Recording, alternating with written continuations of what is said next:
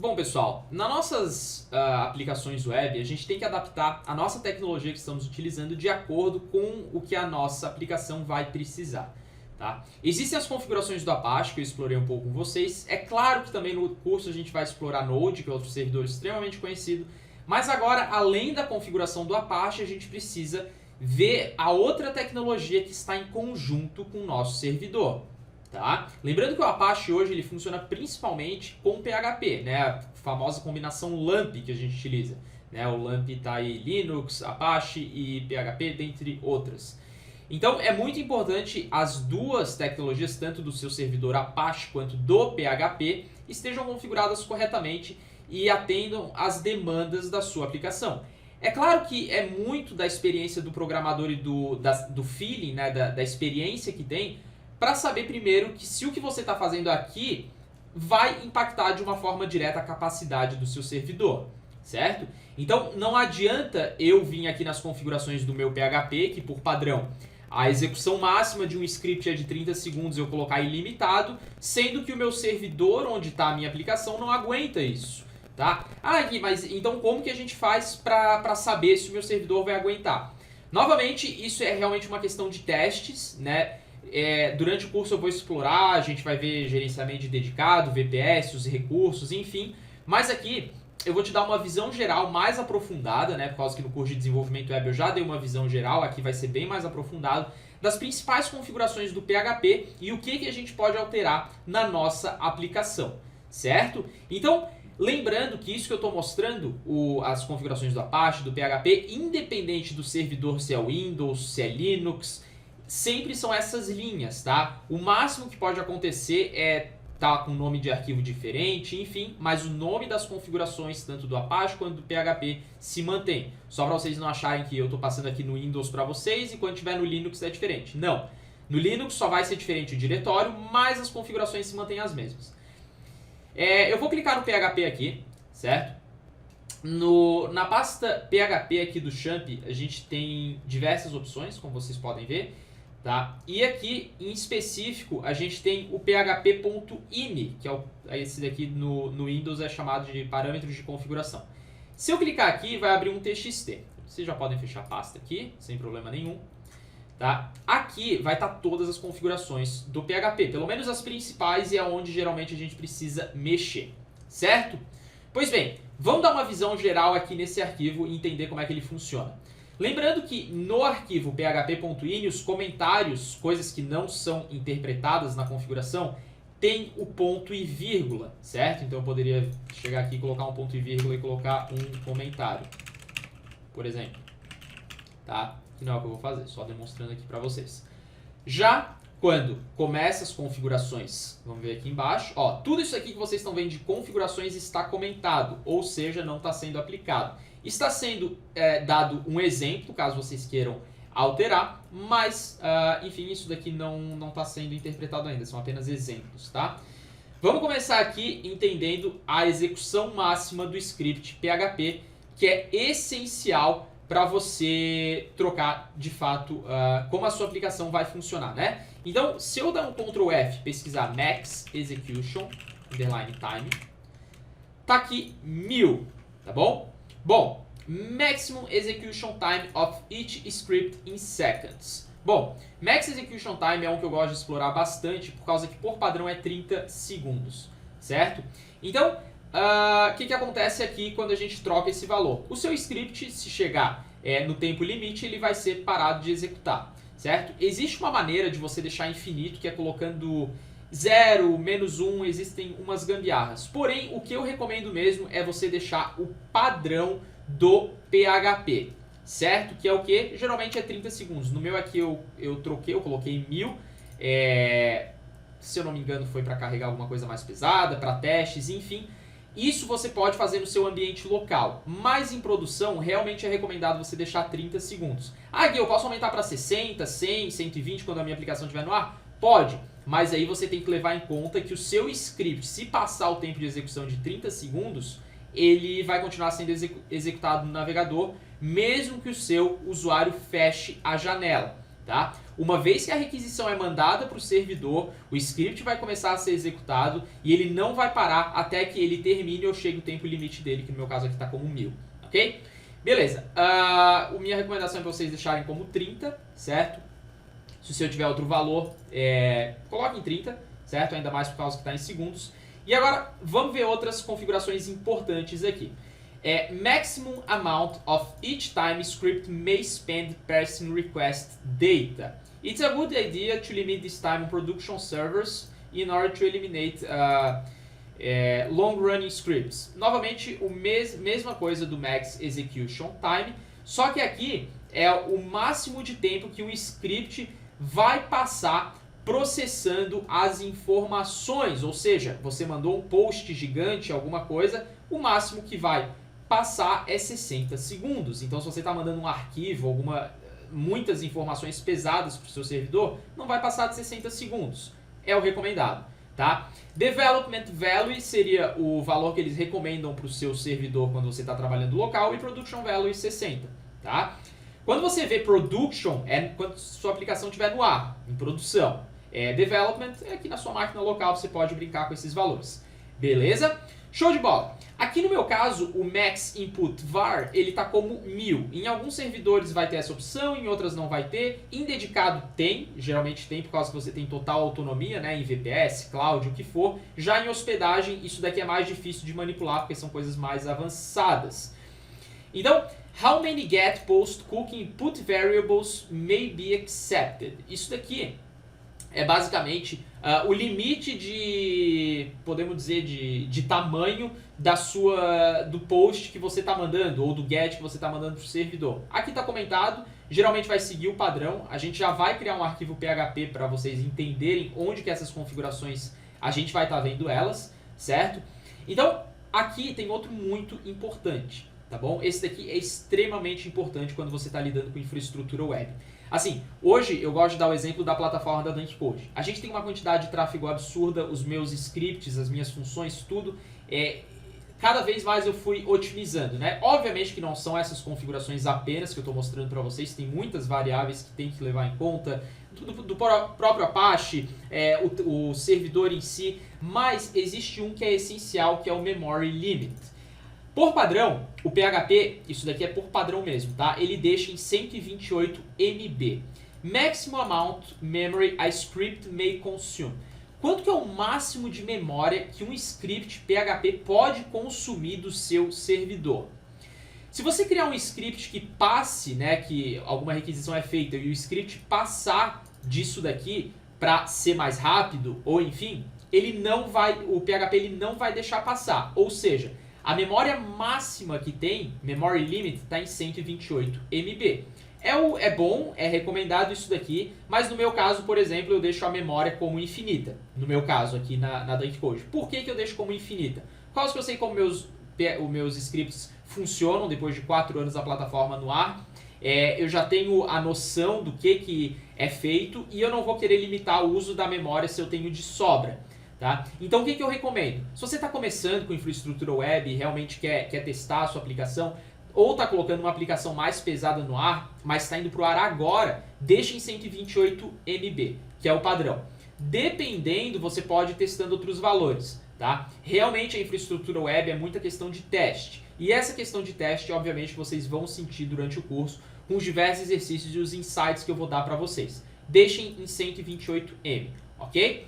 Bom, a gente tem outras configurações muito interessantes também, só que isso, por padrão, nos servidores já vem, tá? Nos servidores hoje que você contrata dedicado, enfim, VPS, Cloud, por padrão ele vem, que é o Display Errors, tá? O Display Errors é basicamente Development Value é como ON. Se eu colocar OFF, o que vai acontecer? Qualquer erro que aparecer no servidor, quando o seu script estiver lá, ele não vai aparecer os erros. E é isso que vocês querem. Vamos supor que você subiu a sua aplicação no ar e receba dezenas, centenas de acessos durante o dia. Em algum momento poderia acontecer um erro. Em Production Value você deixa isso como off. Por que eu deixo como off, Gui? Por causa que você não quer que o seu usuário veja o erro que está acontecendo na sua aplicação. Quando o Production Value fica off, lembrando que isso é o padrão, tá? Hoje, quando você contrata um servidor por padrão, vem off já. por causa que você não quer que o seu usuário veja o que está acontecendo no seu sistema. Tá? Mas em Development Value, o que você deixa? On, que é o que a gente tem aqui. Tá? Então, isso daqui são as principais configurações que eu quero ver com vocês. Durante o curso a gente talvez explore mais coisas, mas no momento é isso. Vocês podem ir explorando mais coisas aqui do php.ini e qualquer dúvida vocês podem utilizar o sistema de suporte. Eu vou salvar, acho que não mudei nada, né? Enfim, que eu fiquei falando tanto tempo. Bom, agora que você entendeu mais a fundo como é que funciona o php.ini, qualquer alteração que você faça, tanto no seu servidor local quanto no seu servidor que está em produção, você não pode esquecer de reiniciar o Apache. No meu caso ele nem estava ligado, então eu só vou dar um on aqui, deixa ele carregar. E ele está aqui ligado, show de bola. Bom, vamos ver essas configurações de fato, se elas estão sendo aplicadas, ok? Deixa eu abrir aqui o meu editor de código, eu estou com o Sublime. Eu vou criar um novo arquivo dando um Ctrl N. Você pode fazer com um bloco de notas se você quiser, tá? Por causa que é uma linha de código só. Vamos vir aqui no nosso champ htdocs e vamos jogar no diretório principal. Eu tenho vários projetos aqui, não importa se você não tem vários ou tem um, não tem problema, só joga um index.php aqui, tá? Vamos criar um código PHP e vamos dar um PHP info desse jeito, tá? Isso daqui creio que muitos já sabem para que serve, mas independente se você já sabe, você vai aprender alguma coisa nova aqui na aula. Localhost, beleza. O que está acontecendo aqui? Está mostrando todas as configurações que está lendo, tá, do nosso php.ini. A primeira coisa que você precisa fazer quando você está trabalhando com PHP nas configurações é ver se o arquivo que você está mexendo de fato é o arquivo que a sua hospedagem está lendo. Por causa que hoje, muitas vezes, o seu servidor, ele oferece várias versões de PHP, isso é normal. Por exemplo, no meu servidor da Dunk, eu tenho, se eu não me engano, 5 versões de PHP que eu posso alternar se eu quiser. Cada um tem um arquivo diferente de configuração.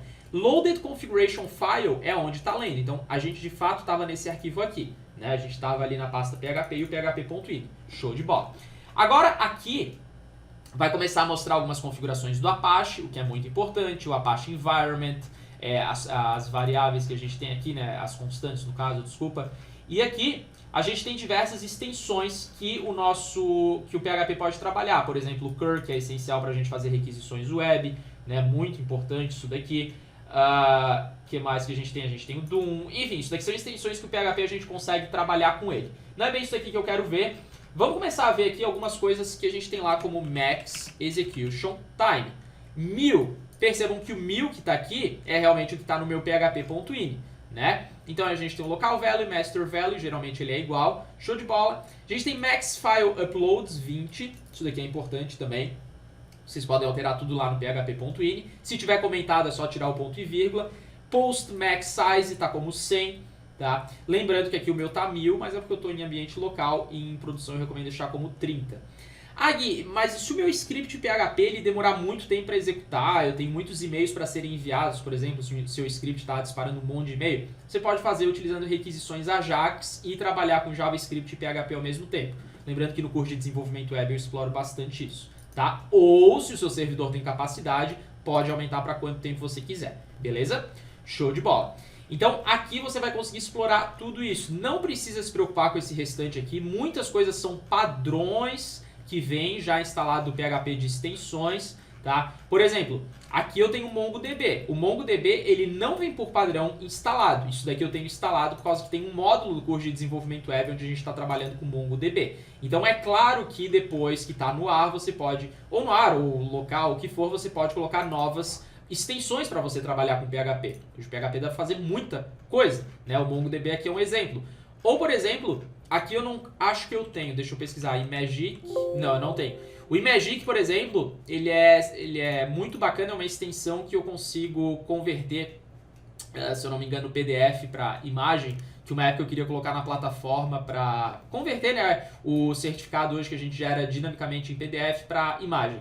Então, esse foi um exemplo, mas o PHP hoje ele tem muitas extensões que você consegue colocar. E o mais legal é que você coloca no seu ambiente local e depois você consegue também simplesmente replicar isso no seu ambiente de produção.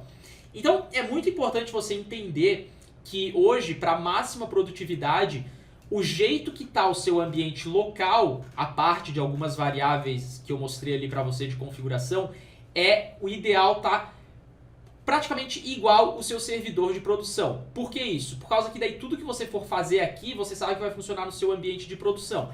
Esse é basicamente a chave para você ter um sucesso na sua aplicação, tanto em questão de performance, quanto também em questão de funcionalidade. Certo? Espero que você tenha gostado dessa aula de hoje. Se ficou com qualquer dúvida, não deixe de perguntar. Eu te desejo um forte abraço e a gente se vê na próxima aula do curso de Infraestrutura Web da Dunk Code. Até mais. Bom, pessoal, na aula de hoje, no curso de Infraestrutura Web da Dunk Code, eu vou ensinar para vocês como trabalhar com servidor local utilizando SSL. Tá? Se você não sabe o que é SSL, resumindo, é uma forma do seu site aparecer aquele cadeado, tá? E ter uma conexão segura, certo? Tudo isso vocês vão ver de fato na prática, quando a gente estiver trabalhando com hospedagem, principalmente com dedicados e VPS, tá? Mas localmente, eu vou ser sincero com vocês, tá? Isso é algo que eu nunca fiz, por causa que quando você está em ambiente local, você está no local, não precisa de fato mostrar a conexão segura. Claro que a conexão segura, o SSL que eu estou explicando para vocês, vamos entrar aqui no site da Dunk Code para mostrar. Ó, tá aqui o cadeado, tá? Isso daqui é um protocolo seguro. Se eu tentar fazer o HTTP cursos.dunkcode.com, eu tenho um script próprio, né, meu framework, que vai transmitir e vai redirecionar para o HTTPS. Não, nem todo site é isso, às vezes se você tentar acessar pelo HTTP vai e o HTTPS vai. Por padrão, o HTTPS ele não é ativado em hospedagem ou servidores, que seja VPS ou dedicado, tá? Você tem que fazer um processo por fora para ativar. Não vem embutido, tá? Já deixo adiantado isso. E por que local eu não faço questão de ter isso? Justamente por causa que não muda nada, tá? É realmente só um protocolo seguro, a porta de entrada é diferente, o localhost e todo servidor web por padrão é a porta 80, que não aparece aqui, mas seria basicamente isso, só que não precisa colocar explícito porque é o padrão, tá? Se eu colocar 443, vocês podem também colocar aí no de vocês 443 e vocês vão ver que vai agora estar HTTPS. Porque quando a gente fala 443 aqui, por padrão, é o protocolo seguro. Gui, então por que tu está mostrando pra gente isso se o HTTPS ele já vem funcionando no XAMPP? Verdade. Por padrão, o HTTPS ele já vem ativo no XAMPP. Outros servidores locais não. No caso, o XAMPP ele já vem por padrão funcionando, ok? Mas eu vou explicar para vocês o que acontece. Eu já vou adiantando que localmente os navegadores nunca vão colocar o cadeado aqui. E se tem alguma forma, deve ser alguma gambiarra que tem. Mas novamente, se você tiver um script de validação, de fato está no protocolo seguro. Só vai ter esse aviso aqui por causa que a gente está em ambiente local e não consegue de fato autenticar, né, para aparecer o cadeado ali. Então, digite HTTPS localhost aí, você vai conseguir, vai dar um aviso provavelmente, às vezes talvez dê ainda mais algum aviso de segurança, você pode confirmar, tá? Beleza, a gente sabe que vem por padrão ativo o SSL no XAMPP, pelo menos essa versão que eu estou utilizando veio, tá? Vamos entender um pouquinho como é que funciona, ok? Então, vamos aqui na pasta do XAMPP, que a gente tem, XAMPP, a gente vai vir aqui em Apache, tá? A gente vai vir em conf, e lembrando que isso varia também os diretórios dependendo do servidor web que você está utilizando. Mas, novamente, não se preocupem porque no módulo de dedicados e hospedagem a gente vai ver isso de fato em ambiente de produção. Agora, a gente tem Extra aqui, e a gente tem o Virtual Hosts, que eu já mostrei para vocês em aula como é que funciona, certo? Mas a gente tem também o SSL. E o que é o SSL? É basicamente o protocolo que, quando a gente acessa pela porta 443 ou utilizando o HTTPS, que é o padrão, né, para apontar para a porta 443, vai entender o que tem que ser feito. Então, nesse arquivo aqui tem muita coisa comentada, mas logo de cara a gente já percebe que tem aqui o número 443, ou seja, aqui não é a porta 80 que a gente está vendo, que é o padrão da web, né, que a gente sabe que é o HTTP. Aqui é o HTTPS, e é por isso que a gente tem aqui o 443. É a primeira coisa aqui, se eu quisesse mudar essa porta, o que eu não recomendo. Beleza? O próximo aqui são coisas comentadas que você pode deixar, não precisa mexer, mas logo aqui vocês vão perceber que tem algo que a gente poderia modificar se a gente quisesse. Então olha só, quando a gente acessa o localhost, por padrão vai para o htdocs, que é o diretório principal do XAMPP, certo? Se a gente for acessar aqui a minha pasta, o meu champ, vocês vão perceber que eu tenho outros projetos aqui. Eu tenho muitos projetos, na verdade, desde testes, enfim, né? Então, por padrão, ele acessa aqui, ele aponta para isso quando acessa pelo protocolo SSL. Se eu quiser mudar isso na hospedagem ou até localmente, a gente faz por essa linha que tem aqui, Document Root, que a gente sabe que os arquivos do Apache, eles são comentados utilizando o jogo da velha. Eu vou descomentar isso daqui e vamos supor que eu queira colocar no meu projeto, vamos colocar no próprios cursos, que eu tenho aqui localmente uma parte da plataforma da Dunk. Então, vamos colocar aqui /cursos e vamos salvar. Toda alteração que a gente faz no Apache, vocês não podem esquecer, isso vale também para ambiente de produção, que a gente precisa reiniciar depois que a gente faz isso. Então vamos dar um stop e vamos dar um start novamente. Iniciou sem erro, show de bola. Vamos agora aqui acessar localhost sem o protocolo SSL ou sem a porta 443. Então http localhost. Beleza, veio para o meu index.php que está criado no diretório htdocs. Se eu colocar aqui 443 ou, como é de fato usado na web, o HTTPS, o que vai acontecer? A gente foi apontado para a pasta dos cursos. Tá aí, olha só. Tá? Ah, mas por que não está pegando esse nosso o CSS, o JavaScript ou as outras coisas que tem aqui? Por causa que quando a gente está em protocolo seguro, por padrão, se eu for exibir o código-fonte da página, eu estou fazendo uma requisição. Deixa eu mostrar aqui para vocês. Tá, no caso o que está acontecendo aqui é o seguinte. O meu CSS não está pegando aqui, por causa que como a gente mudou a configuração do Apache para quando a gente acessar o HTTPS ele já for redirecionado direto para os cursos, dá um conflito aqui que dá muitos redirects, por causa que basicamente o localhost /cursos ele não existe mais. Tá? Então é basicamente, não vou dizer um bug, mas com base nessa situaçãozinha que eu criei aqui para vocês, que para apontar para outro diretório aconteceu isso. Tá? Só para demonstrar para vocês que realmente está funcionando, que realmente foi devido aos testes que eu fiz, eu já vou alterar isso para vocês verem. Mas o que aconteceu aqui? Aconteceu que quando a gente acessou o HTTPS, não foi para o diretório padrão do champ, o htdocs, ele foi direto para a pasta cursos, que foi o que a gente mudou naquele arquivo. Então, voltando aqui para o nosso champ apache conf extra e for no SSL e eu comentar aquilo ali que estava dizendo que eu estou colocando para os cursos, ou só deixar htdocs mesmo, que é o padrão, vamos vir aqui, deixar assim, vai voltar ao normal. Vamos salvar, vamos reiniciar o nosso Apache e vamos atualizar aqui para ver o que vai acontecer. Deixa eu abrir aqui na minha bandeja, que está no meu outro monitor. Vamos dar um stop, start. Vamos atualizar agora, ó, tô no HTTPS aqui, atualizar, ó, agora vocês percebem que a gente está no index, então realmente a configuração ali está pegando, beleza?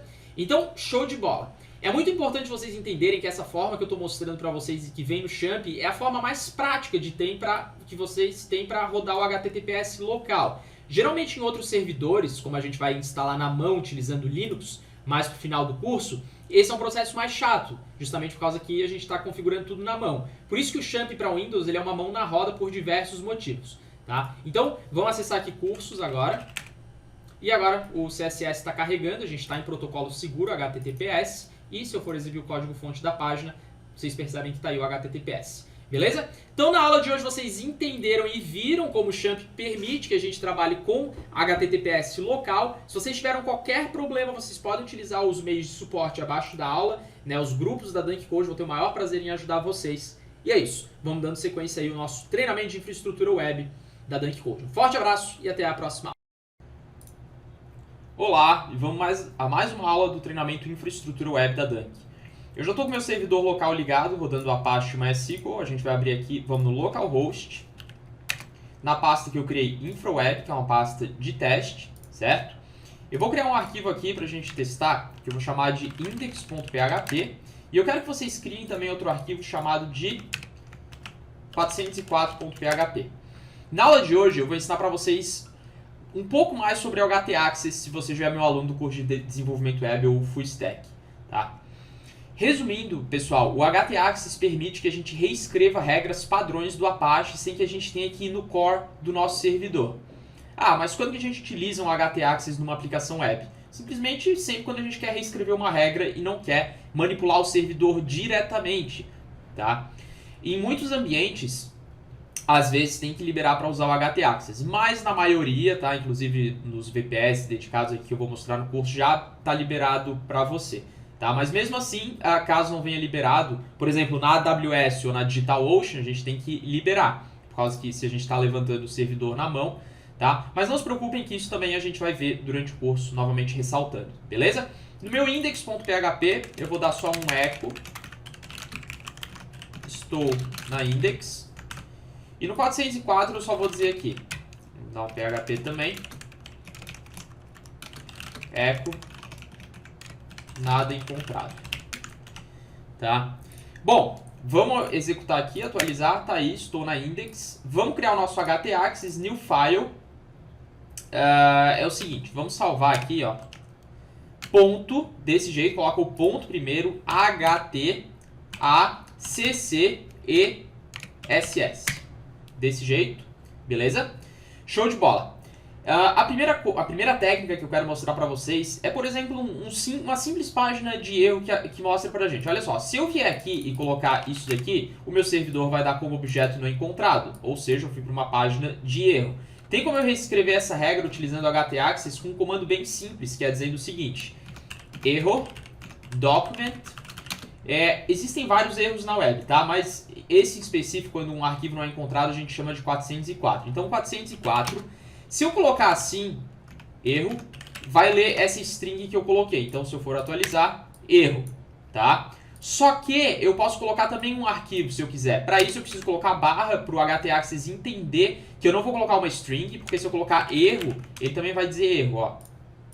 Ó, erro. Então, eu não quero isso daqui. Eu quero que ele vá para uma página específica. Para isso, eu coloco uma barra e eu coloco, por exemplo, infraweb, por causa que ele vai ler do meu diretório principal, que seria o htdocs, eu preciso especificar essa pasta, barra 404.php. Em um ambiente normal, você não precisaria fazer isso, por causa que não tem geralmente uma pasta assim, já no diretório principal. Tá? Só estou colocando porque eu tenho vários projetos aqui no chão. Então, eu vou atualizar, nada encontrado, porque agora o nada encontrado, ele está lendo daqui. E aí você pode colocar HTML, você pode colocar o que você quiser, por causa que isso daqui é uma página normal. Se eu colocar, por exemplo, um H3, nada encontrado, vai funcionar também, quer ver? Tá aí, beleza? Então isso daqui é bem interessante. Agora, existe outra coisa também, vamos criar uma pasta, new folder, testes, e vamos dentro dessa pasta colocar, por exemplo, um arquivo chamado de testes.html, tá? Se eu acessar essa pasta testes aqui, o Apache, por padrão, permite que essas pastas sejam listadas. Eu não quero isso na minha aplicação. Não quero que as pessoas vejam o que tem. Eu poderia colocar uma regra aqui dizendo option. Essa daqui é muito boa, tá? Para aplicações em produção. Options, all, index. Isso daqui, com esses 3 comandos, eu basicamente vou dizer o seguinte. Tudo que tiver na minha pasta, eu não quero que seja listado. Se eu for atualizar, pum, acesso proibido. Olha que interessante essas técnicas que eu estou mostrando. Tá? Então, com o htaccess vocês podem fazer muita coisa. Outra coisa muito legal que a gente pode fazer também é basicamente o seguinte, directory,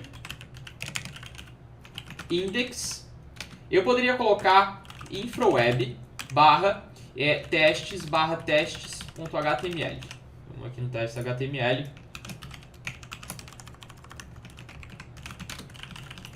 Vamos ver o que vai acontecer. Página testes.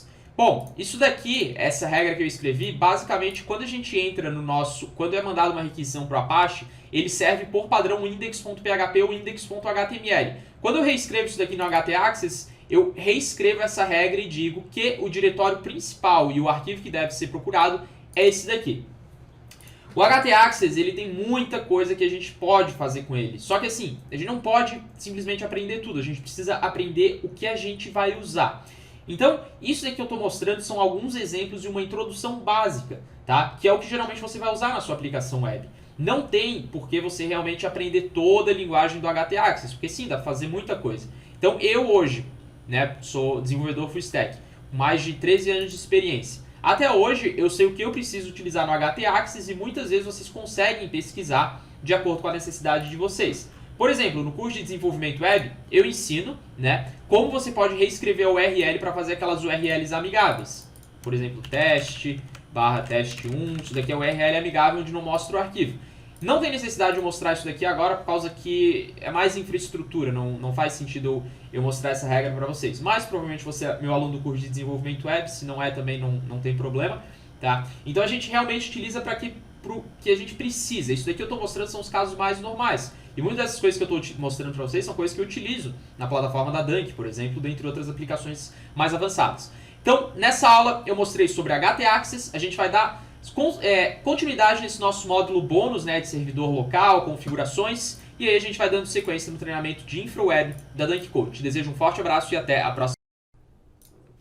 Bom, pessoal, nessa super aula de hoje eu vou te mostrar mais ou menos, não mais ou menos não, eu vou realmente dar uma visão geral aqui das melhores práticas para você trabalhar com banco de dados. A interface que você está vendo se chama PHPMyAdmin, tá? Geralmente, muitas pessoas que começam a trabalhar com a web utilizam essa interface aqui pela facilidade que é de gerenciar o banco de dados e as tabelas, né? As famosas databases que a gente tem, e dentro de cada database a gente tem as tabelas com as suas colunas, né? Com a sua estrutura. Porém, quando você está trabalhando em servidores mais complexos e você geralmente o levanta na mão, essa interface aqui ela some. Mas eu vou ser sincero com vocês, até hoje, apesar de eu trabalhar mais com 90% com terminal, eu tenho essa interface aqui nos meus servidores, tá? Só que, se eu não quiser ter isso daqui, não tem problema. Eu consigo gerenciar tudo pela linha de comando. Aqui no Windows, no caso, eu utilizo o próprio terminal do Champ para fazer isso. Só que os comandos são os mesmos quando você está no Linux, né? Que é onde ficam os servidores web hoje. Pelo menos a grande parte, os mais estáveis, tá? Então, no Champ já vem com uma linha de comando para a gente trabalhar. E quando você estiver no Linux, que a gente vai utilizar aqui no curso, é só abrir o terminal e você gerencia por lá. Inclusive, aqui pelo Windows eu consigo fazer pelo terminal também. Só que o Champ, como ele é muito completo, se você for abrir aqui o seu Champ, se eu clicar em Shell, vai abrir o próprio terminal do Champ para a gente trabalhar. Isso é muito bom. Então, tudo que eu faço aqui é o mesmo princípio para quando você tiver um dedicado. Então, o que a gente vai fazer nessa aula? Se você é meu aluno do curso de desenvolvimento web, já viu que a gente só trabalha com PHPMyAdmin e nunca utilizou a linha de comando para trabalhar com o banco de dados. Se você é meu aluno pela primeira vez, show de bola, a gente já vai se acostumar a trabalhar como verdadeiros profissionais utilizando a linha de comando, ressaltando que o que eu faço aqui também é válido para o Linux, obviamente, independente do sistema, a distribuição que é utilizada lá. Beleza? Bom, a primeira coisa que eu preciso fazer é logar com o meu usuário do MySQL, né, do MySQL aqui, e para a gente começar a utilizar, certo? Então, olha só, MySQL, -u, root, -p. Quando eu dou Enter, vai pedir uma senha. Por padrão Champ, a senha do nosso usuário do PHPMyAdmin eu deixo vazio. Perfeito. Agora eu entrei no MariaDB aqui, que é a versão que está utilizando, show de bola. E agora eu posso começar a trabalhar, pessoal. Então, olha que bacana. Geralmente, se a gente tivesse aqui, eu quisesse criar alguma database, eu clicaria aqui em base de dados e eu criaria uma. Mas, olha que interessante. Se eu quiser fazer por aqui, eu coloco um create database, tá? E lembrando que esses comandos aqui, para você fazer no PHP e executar query, você pode também, tá? Inclusive tem módulo no curso de desenvolvimento web em PHP que a gente cria um sistema de backup utilizando inteiramente esses comandos. Beleza, vamos create database testes. Vamos executar. Carry OK, one room affected. Ou seja, eu consegui afetar uma linha, né, do que eu tenho aqui de dados. Se eu for atualizar aqui só para mostrar que funcionou, tá aí, testes que foi criado. Olha que bacana. Só que as tabelas estão vazias, tá? Quando a gente cria uma database e quer usar ela, ou quando ela já estiver existente, a gente utiliza o comando use. Então, use, eu quero usar agora essa database que eu acabei de criar. Testes. Ponto e vírgula sempre no final, tá? É muito importante, senão vai dar erro de sintaxe. Database change. Percebam que agora, aqui nas chaves que eu tenho, tá testes. Ou seja, eu tô dentro da database testes. Vamos criar uma tabela aqui? Beleza. O comando para criar tabela é um pouco mais complexo, mas se você está acostumado com banco de dados, não tem problema. A gente vai criar uma table, create table. O nome dessa tabela que eu vou criar vai se chamar tarefas. tarefas, tá? Aí aqui a gente começa a estruturar. Vamos abrir parênteses aqui. Eu posso fechar aqui, parênteses. Opa. Ó, eu dei uma pausa que realmente eu tinha que dar porque é um ponto interessante aqui do que eu quero mostrar para vocês. O que acontece ali quando eu dei Enter e começou a pular essas linhas? E para ser sincero, eu não tinha visto, tá? Pelo menos no Linux, eu não creio que o comportamento seja esse daqui, tá? Mas, quando a gente está executando um comando como, por exemplo, esse, que não é o ideal deixar tudo em uma linha e quando eu começo a quebrar, só vai ser executado o comando quando eu colocar ponto e vírgula. Então, beleza, eu pausei aqui, eu vou refazer o comando com vocês, tá? Eu testei, funcionou, eu criei a tabela, mas eu quero fazer novamente com vocês aqui só para vocês entenderem. Então, vamos lá. Create table, mesmo comando, tá? Se você já está com ele escrito, só continua aqui de onde a gente parou ali, onde eu dei a pausa. Vamos abrir o parênteses aqui. Por que eu estou quebrando linha? Por causa que quando a gente cria tabela aqui, pessoal, dependendo do tamanho da tabela, fica muito grande, fica muito extenso para a gente colocar tudo numa linha. Então, vamos quebrar a linha, ó. Perceba que deu isso daqui. Isso daqui é o MySQL aqui na linha de comando dizendo pra gente, ó, pode continuar o comando que a gente está entendendo ainda. Quando a gente colocar o ponto e vírgula, daí que vai entender que é para terminar, tá?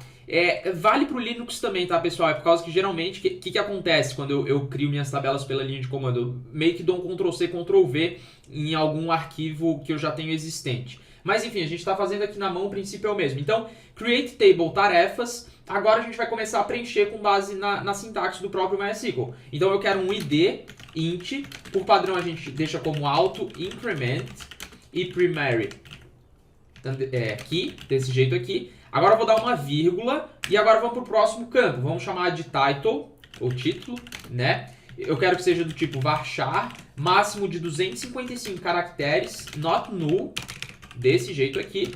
Eu posso dar uma vírgula agora e eu vou fechar o parênteses aqui e por último a gente coloca a engine que a gente utiliza, tá? Por padrão a gente gosta de utilizar, que é inodb, desse jeito aqui, para fechar ponto e vírgula. Agora deu um erro, ó, é bom que dê esses erros para a gente consertar. You have an error in your SQL sequences, check the manual that... Ó, então, a gente teve um erro aqui dizendo que referente à sintaxe que a gente escreveu. Então, o que eu escrevi de errado aqui? Eu coloquei create table tarefas, até aí tá tudo certo. A gente tem um id int auto increment primary key.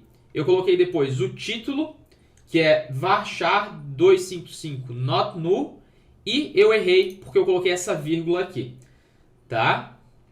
Creio que tenha sido isso, eu coloquei uma vírgula aqui que não precisava, tá? Então ali com vocês, achei o erro, deixa eu escrever novamente. Show de bola, então eu só escrevi aqui, dei uma pausa para fazer rapidinho, tá? E aqui pronto, ó, tirei a vírgula ali, que foi o erro que eu identifiquei com vocês. E agora, carry ok, zero rules affected. Se eu clicar aqui em testes, foi criada tarefas que eu criei com id e com title. Né? Eu troquei título por title. E assim, pessoal, claro que a gente pode ir criando na mão, tá? Só que no caso, geralmente a gente já tem um arquivo do próprio SQL, né? Com essas tabelas que a gente quer trabalhar, com a database. Então, no caso aqui, obviamente que eu tenho um documento de texto com a estrutura dessa tabela. Por isso que eu pausei e consegui meio que escrever rápido. Se não, você poderia também dar um Ctrl+C, Ctrl+V aqui e refazer. Mas é mais fácil pegar direto pelo arquivo. Certo? Para provar que funcionou, tá aqui, id title.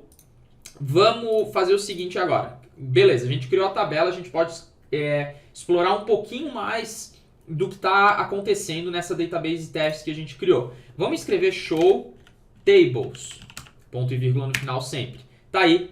Ó, tables in testes, teste o nome da nossa database, a gente só tem tarefas. Se eu tivesse mais uma, eu teria duas rows aqui, que seria duas linhas, né? Row em inglês é linha, só que no caso a gente tem tarefas. Legal, né? Agora eu posso simplesmente trabalhar os comandos aqui que eu quero. Então, vamos, por exemplo, me mostra tudo que tem dentro das tarefas. Aí é comando normal de banco de dados. Select all from tarefas. Opa, ó, faltou o ponto e vírgula no final. Ó, empty set, porque eu não tenho nada nas tarefas, tá? Então vai me retornar. Se eu, por exemplo, inserisse alguma coisa aqui, lembrando que eu poderia inserir por aqui, eu só vou fazer porque é mais rápido. Vamos colocar aqui como Guilherme e João e executar. Ó, vamos aqui em testes.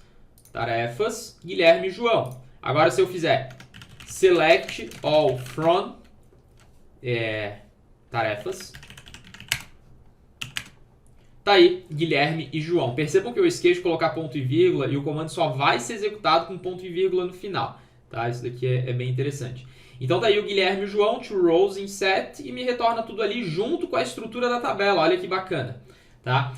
Então o resto que vocês vão fazer é basicamente, e se você já tem conhecimento de banco de dados, é os mesmos comandos que você utilizaria numa aplicação PHP. Só que agora você sabe fazer pela linha de comando e essa interface aqui acaba se tornando irrelevante, né? Eu só estava mostrando e comparando ali pela facilidade, mas você pode fazer tudo por aqui, tá? Você vai se acostumando. Eu, inclusive, utilizava muito ali o PHP hoje eu gosto de trabalhar só pelo terminal, inclusive em servidores que a gente levanta tudo na mão, como na AWS, por exemplo, tá? Então, nessa aula foi isso, a gente trabalhou bem aqui, aconteceram alguns problemas, normal, né? Eu gosto de resolver em aula com vocês, até para deixar preparado, mas foi bem produtivo. Espero que vocês tenham gostado, dúvidas não deixe de perguntar, eu desejo um forte abraço e até a próxima.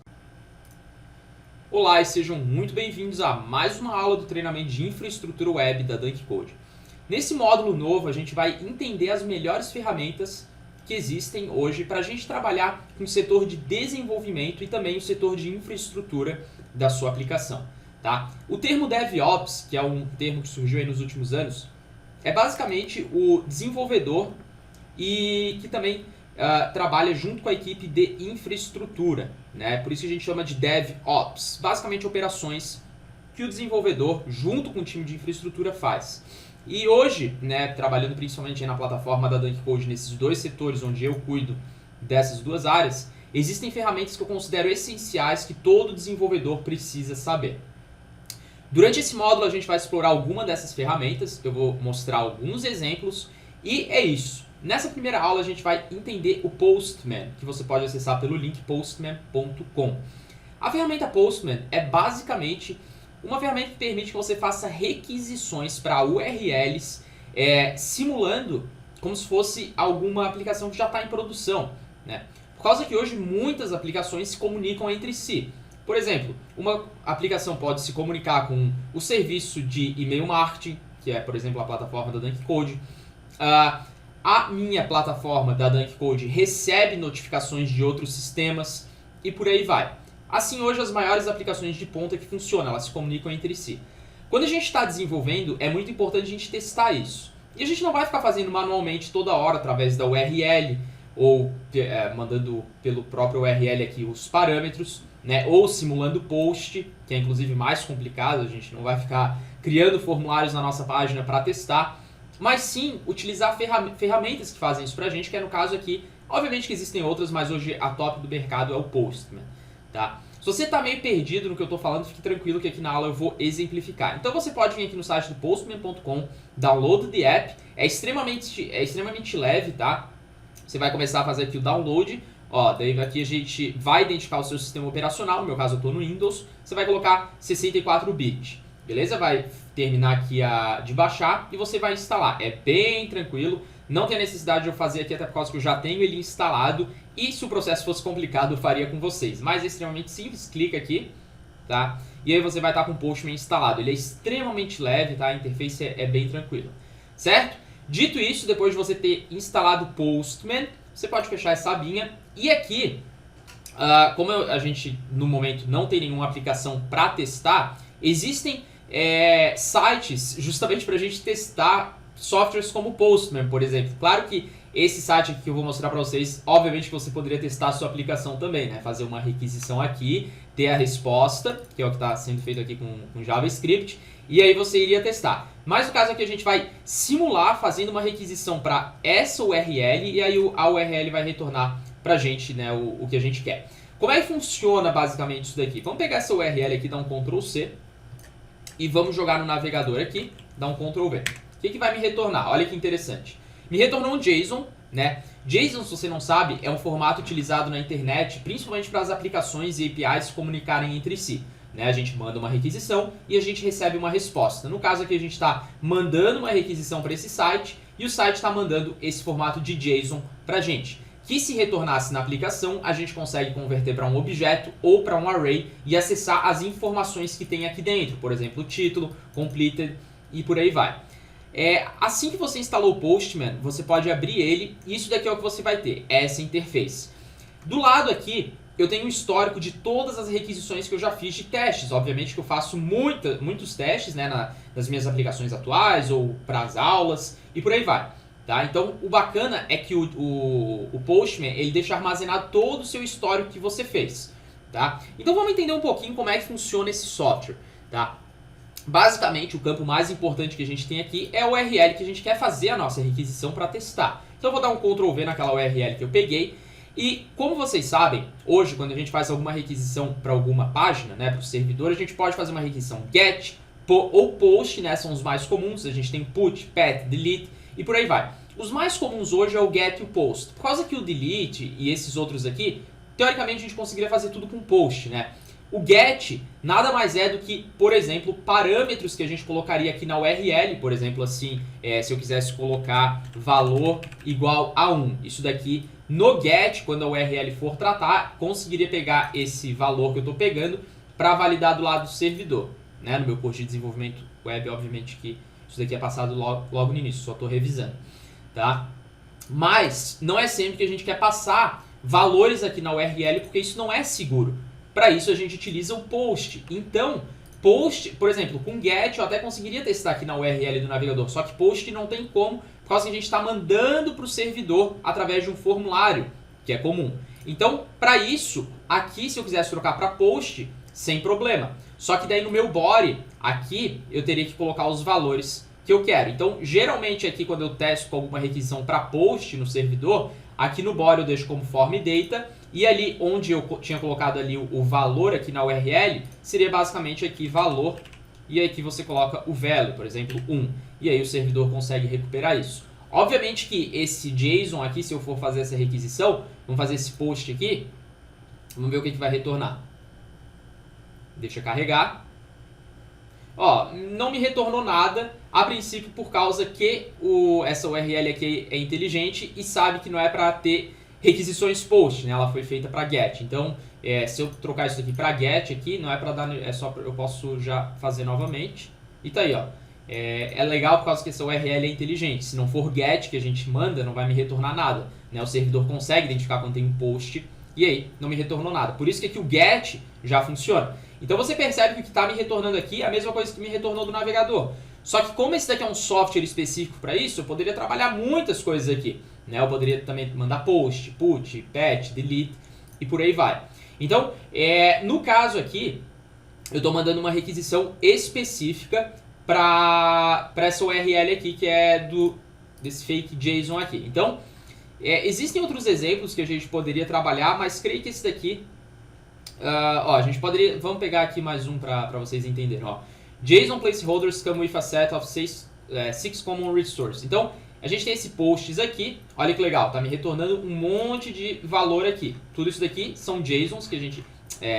no formato JSON que a gente está recuperando e a gente consegue tratar do nosso lado. Tudo isso aqui que a gente está vendo está na URL, né? Mas, novamente, quando a gente faz uma requisição via aplicação para cá, send, ó, que bacana, me recupera tudo isso daqui também. Tá? Esse exemplo ele é extremamente simples por causa que eu estou utilizando como o próprio nome já diz, placeholder, que é basicamente de exemplo, mas é para vocês entenderem um pouco como é que o software funciona. Tá? Então vamos ver aqui mais um pouquinho nesse site aqui, o que a gente pode explorar. Então aqui tem um exemplo bem bacana, que é o seguinte. Vocês lembram a primeira que eu peguei ali, que não tava, ó, essa to-dos aqui, que eu mandei um post e não me retornou nada? Ó, a gente consegue, utilizando esse fake JSON aqui, fazer uma brincadeira. Eu posso mandar um método post para isso daqui e eu posso, inclusive, inserir alguma coisa ali. Então, vamos fazer um teste aqui, mandando uma requisição para essa URL, que no caso é para post que a gente quer, né? Esse método aqui é com JavaScript ou enfim, qualquer outra linguagem que faz a requisição lá, só que a gente vai utilizar o Postman, né? O nosso software aqui para automatizar esse processo. Então, vamos jogar aqui, essa própria URL aqui, como vocês podem perceber. O método que a gente quer aqui agora vai ser post, certo? Se eu mandar isso daqui, creio que vai me retornar. Deixa eu ver aqui, vamos mandar. A gente está mandando um post para lá. Está dando um loading. Ó, só me retornou ID 101. Não é bem isso daqui que eu quero. Vamos no body aqui e vamos tentar colocar alguns valores. Ó, inclusive já tinha um valor aqui, ó, valor 1. né? Mas não é bem isso daqui que a gente quer, ó. Aqui a gente tem o título, body e user ID. Vamos simular isso daqui. Vamos fazer aqui, title. Vamos colocar teste. A gente tem o body.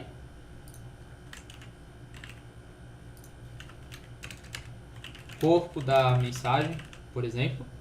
E o último que a gente tem aqui de parâmetro é user ID. Então, user ID, vou colocar 10. Vou mandar uma requisição para lá via post. E vamos ver o que vai retornar para a gente.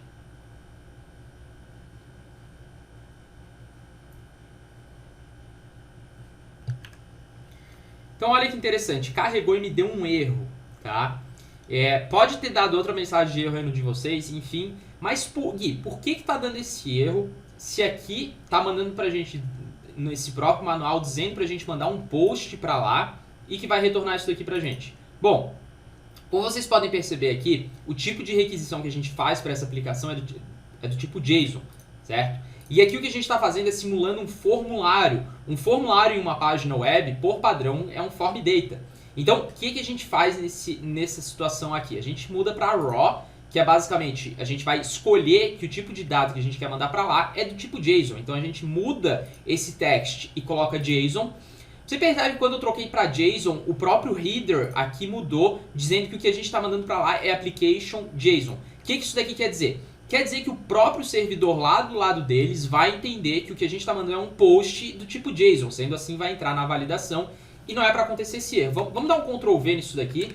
Esse Ctrl V que eu estou dando é basicamente isso daqui, ó, que eu peguei, eu simplesmente dei um Ctrl C e aí vocês podem dar Ctrl V lá. Porém, a gente precisa fazer uns ajustes aqui, por causa que quando a gente trabalha com um tipo de requisição JSON, nesse software específico em algumas linguagens, a gente precisa adaptar para ficar no formato JSON mesmo. Então a gente utiliza aspas duplas, eu só vou formatar aqui, ó, colocar aspas duplas. Podem fazer no de vocês também. Tá aí. Vou colocar aqui no body. Coloca aqui bar. Pronto. E vai sumir o erro, é para sumir. Falta no user ID. E o 1 ali, como é número, acho que não vai ter problema. Então a gente trocou para JSON, o header trocou sozinho. Vamos fazer a requisição novamente para ver se vai dar certo. Send. Vamos esperar carregar. Ó, pessoal, então me retornou direitinho o que a gente estava esperando. Uma coisa que eu observei nesse site é que às vezes a gente manda umas requisições e às vezes retorna algum erro, tá? Isso daí é lá do lado deles, do servidor. Se por algum motivo deu algum erro e você fez essa mesma requisição que eu e é a mesma que está no manual deles ali, você faz de novo que o momento vai me retornar. Então, eu fiz a requisição e, para provar que está funcionando, me retornou isso daqui, ó. Tá aqui a resposta do próprio site lá, né? Que é basicamente o que a gente manda aqui, eles retornam pra gente. O ID 101, você vai perceber que aqui, ó, quando a gente manda o user ID 1, o que me retorna aqui é ID 101. Né? Você percebe aqui que tem esse ID 101, né, diferente do user ID, só para você não confundir, não estranhar, tá bom? E o user ID está aqui retornando como 1, certo?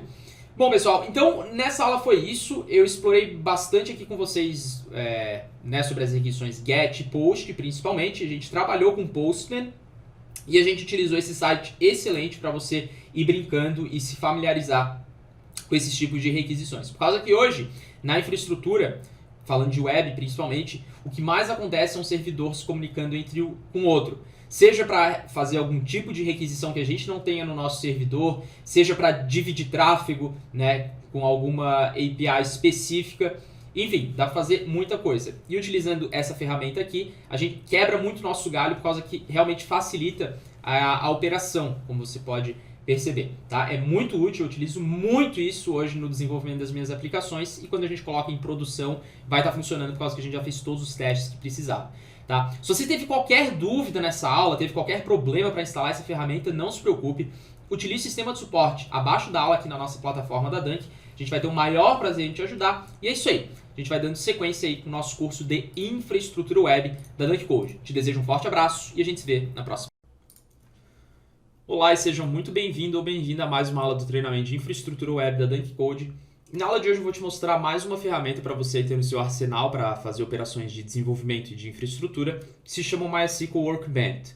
Basicamente, hoje a gente pode gerenciar o nosso banco de dados pela linha de comando, que é mais avançado, como eu mostrei para você, ou tem a interface do PHPMyAdmin. Só que muitas vezes a gente cria banco de dados onde não tem uma interface. Por exemplo, eu utilizo muito a Amazon, a AWS. Então, eu poderia utilizar muito a linha de comando, que é o que eu faço, uma forma mais avançada, mas de uma certa forma o resultado é o mesmo. Porém, existem situações onde a gente quer explorar e ter alguma parte visual, né? Uma parte gráfica para a gente ver. Não é sempre que a gente fica confortável na linha de comando. Para isso existem alguns softwares que eu já mostrei no curso de desenvolvimento web, como tá aqui o Hide SQL, PHPMyAdmin, que faz parte desses softwares. Enfim, só que esse daqui que eu vou mostrar ele é especial por causa que ele é da própria Oracle, né? É um produto específico deles, 100% gratuito, disponível para Windows, Linux e Mac, para você ter aí na sua máquina e gerenciar o banco de dados da maneira mais profissional possível, tá? Ele é extremamente útil e fácil também a instalação. Eu vou mostrar para vocês aqui, eu vou percorrer como é que faz o processo. É bem tranquilo, tá? Na verdade, a única parte chata é que se você não tem uma conta na Oracle, você cria e faz o download, tá? Inclusive, uma conta na Oracle, daí você pode baixar todos os produtos, uma vez que você cria. Você pode baixar o Java, o JDK. No curso de desenvolvimento de games, obviamente que no início do curso a gente já tem que criar essa conta, porque a gente trabalha com Java. Então aqui no caso é o mesmo, tá? Você vai jogar no Google MySQL Workbench, desse jeito aqui. O primeiro produto é aqui do próprio site da MySQL, da Oracle. Então aqui vai ter a opção MySQL Workbench, tá? Às vezes eu falo MySQL, às vezes MySQL, enfim, mas é o banco de dados MySQL, tá? Para quem tá na dúvida. Bom, então aqui eu tenho a opção Download Now. Vamos clicar. Só que vocês têm que ficar ligados que, Other Downloads. O que eu quero é o MySQL Workbench Community. Esse daqui que é o que eu testei que pelo menos funciona bem. Você vai clicar em Download aqui, tá? No meu caso, ele já começou a baixar, tá? Por causa que no caso eu já estou logado aqui com a minha conta da Oracle. Deixa eu cancelar e deixa eu ir aqui para Go to Download Page. E aqui, deixa eu mostrar para vocês aqui se em algum momento vai pedir. Nem tá pedindo para eu logar na minha conta da Oracle, justamente por causa que eu já tô logado, tá? Mas o que acontece? Aqui, em algum momento, quando você clicar, se você for redirecionado para o site da Oracle, que é provável que aconteça se você não tiver conta, você vai criar a conta lá, bem tranquilo, é só preencher o formulário e você vai fazer o download. Realmente não tem segredo, se você tiver qualquer dúvida, utilize o sistema de suporte abaixo da aula, beleza? Então, depois que você realizou a instalação, novamente um processo bem tranquilo, tá? Aqui o meu foco na aula não é te mostrar o passo a passo da instalação, porque a instalação é fácil, mas sim explorar o software e mostrar como é que ele funciona.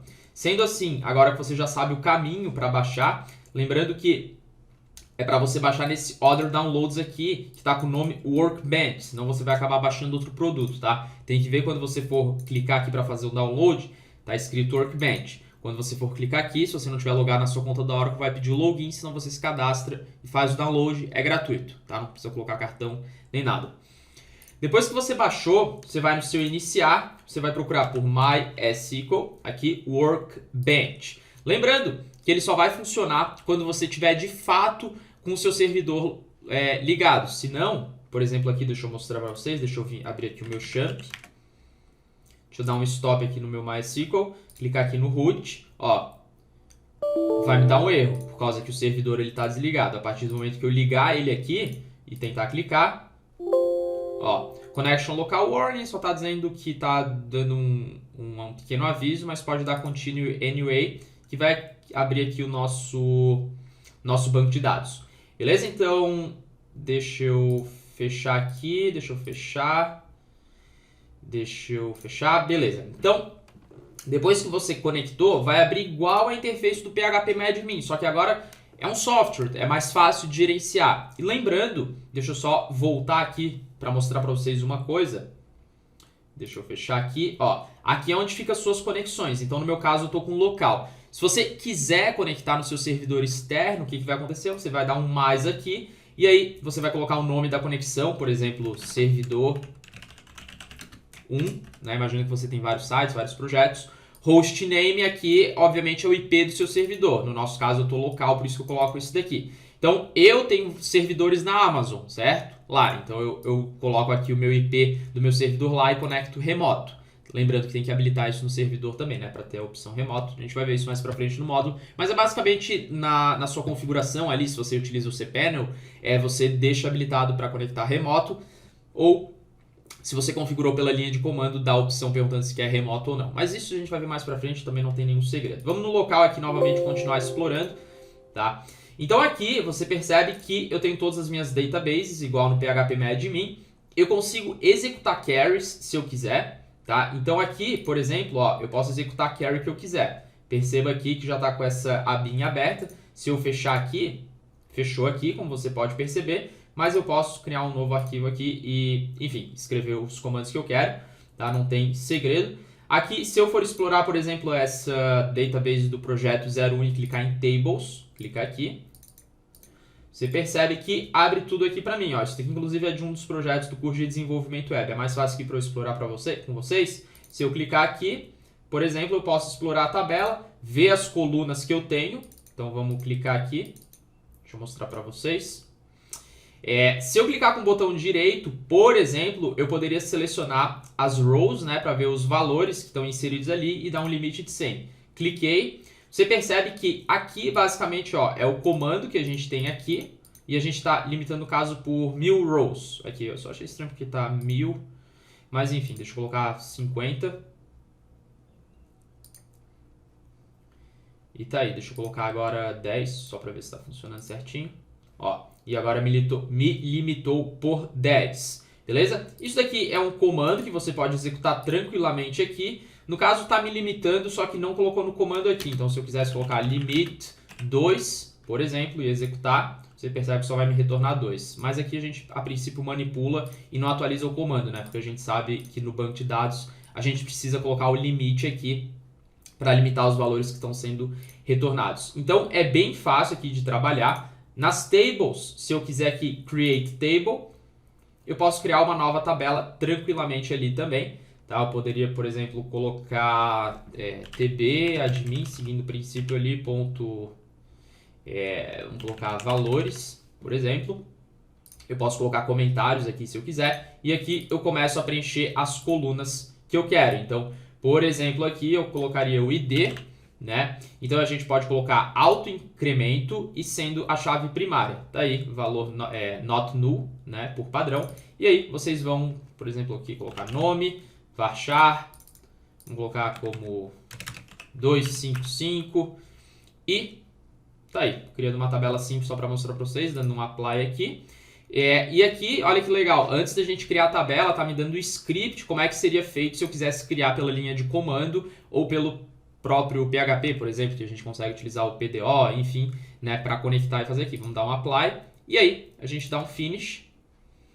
E agora aqui a gente tem a tabela que eu acabei de criar, admin valores, colunas, ID, nome, e é basicamente isso. Se vocês forem perceber, se você já trabalhou com outro software nesse esquema aqui do MySQL Workbench, ou no próprio phpMyAdmin, você vai ver a semelhança que é para trabalhar com esses softwares. Realmente é tudo muito semelhante, né? No phpMyAdmin, que eu já mostrei, é basicamente o mesmo princípio que esse daqui. O que muda um pouco é a interface para trabalhar. Ah, Gui, mas por que tu tá me recomendando então esse software ao invés da gente trabalhar com phpMyAdmin? Simplesmente porque o phpMyAdmin na web não é todo servidor local que vem instalado. Claro que se você contratar um plano de hospedagem, que vem tudo instalado, vem sim. Mas se você está levantando um servidor na mão do zero, o phpMyAdmin não vem instalado. E muitas vezes não tem o porquê de instalar, porque é mais espaço que a gente vai estar colocando no nosso servidor, sendo que a gente vai estar conectando o servidor de forma remota. E a gente pode ter um software como esse daqui para gerenciar. Então, de todos os softwares que eu conheço de gerenciamento de banco de dados, o MySQL Workbench, além de ser da própria Oracle, ele é excelente para vocês trabalharem. E aqui vocês vão explorando, o princípio é o mesmo, é simplesmente esse software que eu estou mostrando para vocês é simplesmente uma dica, dentre vários outros que tem, mas realmente aqui ele vale muito a pena vocês explorarem e baixarem na máquina de vocês. Tá bom? Nessa aula foi isso, na próxima aula a gente vai ver o software que é basicamente um terminal de comando mais avançado que a gente tem aqui para o Windows, tá? Por causa que no Mac, no Linux já vem com tudo isso que eu vou mostrar na próxima aula. Mas é isso, a gente vai ter mais uma aula ou duas para eu te recomendar ainda mais ferramentas para você tá bem firme aí com o seu sistema para trabalhar com DevOps. Ok? Então espero que você tenha gostado dessa aula. Se teve qualquer problema ou dúvida, utilize o sistema de suporte abaixo. E é isso. Forte abraço e a gente se vê na próxima. Bom, pessoal, para a gente fechar esse módulo hoje, se você é usuário do Windows, tenha em mente que o console que vem aqui, o prompt de comando, ele é muito limitado. tá? Agora, se você já é um usuário Linux ou trabalha com Mac também, obviamente que existem outras opções, mas o terminal destes sistemas que eu citei, eles já são mais avançados. Só que se você trabalha com Windows e você vai querer realmente fazer operações, né, DevOps e lidar com infraestrutura, você vai lidar muito com terminal. A gente vai ver isso durante o curso. Então, antes da gente fechar o módulo, tem essa ferramenta que você tem que baixar, eu recomendo fortemente, até porque é leve e não tem segredo, que é realmente, aqui ó, eu estou no próprio site que é do CMD que fala, né, CMD, não sei se tem um jeito diferente para falar, mas é basicamente um console específico para o Windows com diversas funcionalidades.